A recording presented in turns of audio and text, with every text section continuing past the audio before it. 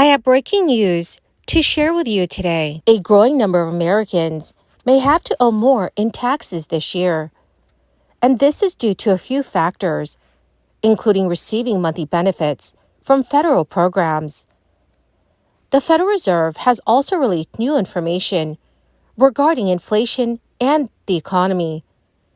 My dear friends, please make sure that you watch until the end of this video for the latest news in Congress. Also, this coming Friday and every Friday, I will be announcing several winners for the Walmart gift card giveaway. If you would like to enter the weekly giveaway, friends, please make sure that you click and like several of my videos and then comment below the keyword of each video that you watch. The more videos that you comment on, friends, the greater your chances of winning these giveaways. Speaker, I come to the floor today to talk about America's #1 anti-poverty program for the elderly and the #1 anti-poverty program for children. That program is Social Security, our nation's #1 insurance plan. And currently, it's under siege. Both Senator Wyden and President Biden have, I think, rightly said that what this amounts to is a buzzword for cuts to Social Security, a fiscal commission that's designed to have backroom meetings without hearings, unamendable, and yet bring to both floors of the House and Senate an up or down vote, put together by 16 people, 4 who have no vote, and 6 from the Senate, 6 from the House, only 7 votes required to pass a bill that goes directly to the floor for a vote.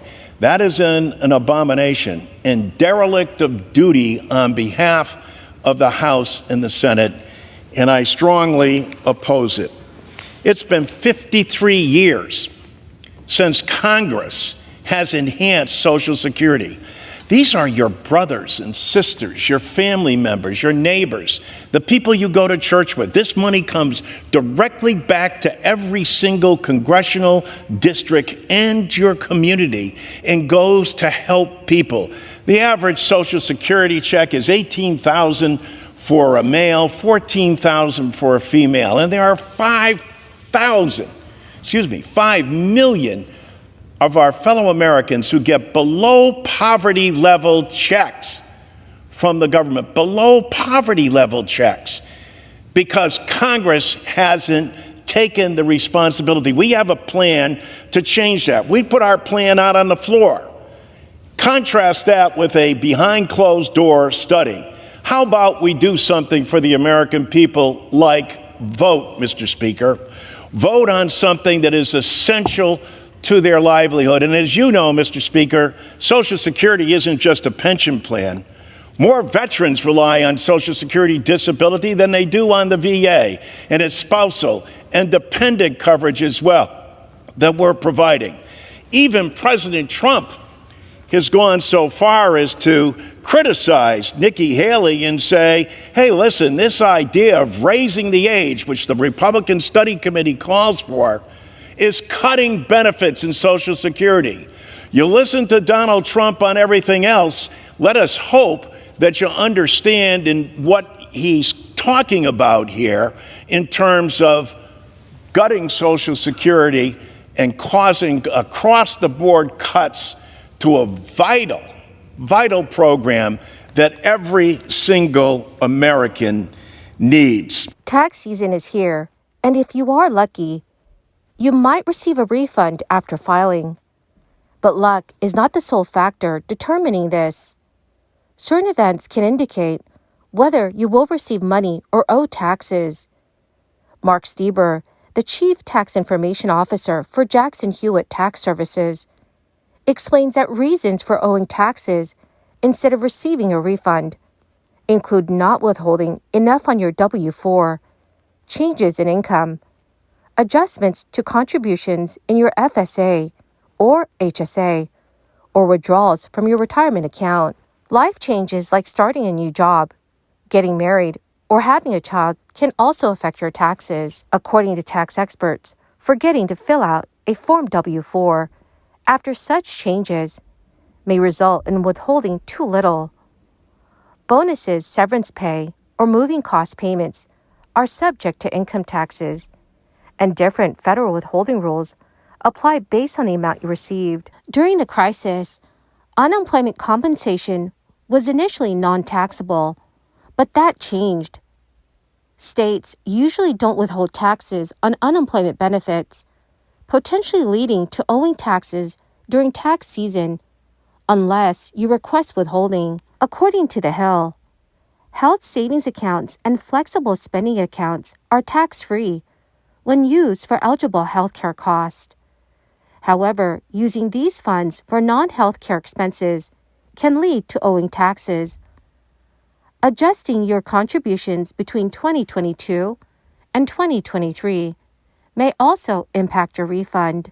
Social Security beneficiaries may now have to pay taxes on their benefits, depending on combined income. Filing taxes early is recommended, even if you owe money, as the IRS can penalize for late filing and payment. If you cannot pay the full amount owed, explore payment options, including short-term and long-term plans. The tax filing deadline is April 15th this year.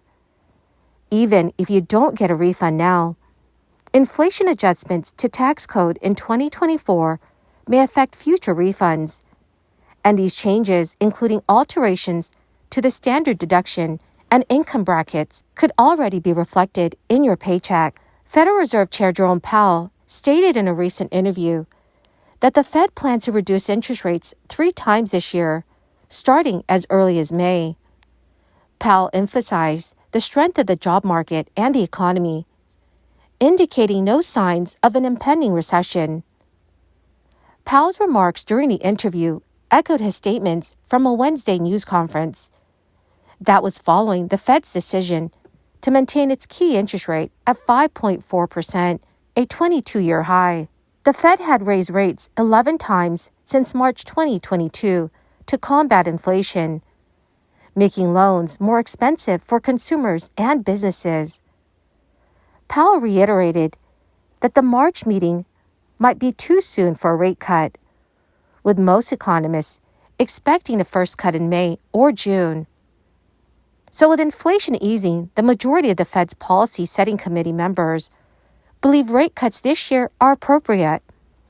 Lowering the key rate would reduce costs for mortgages, auto loans, and credit cards.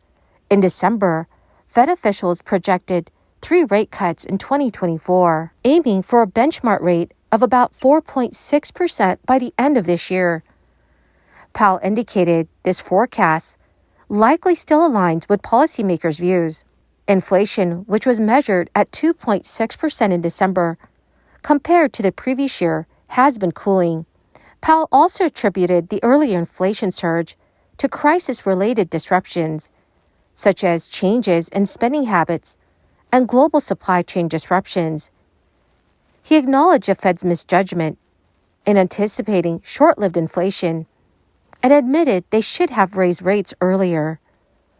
So while Powell signaled the likelihood of rate cuts, he stressed the need for further evidence of inflation control.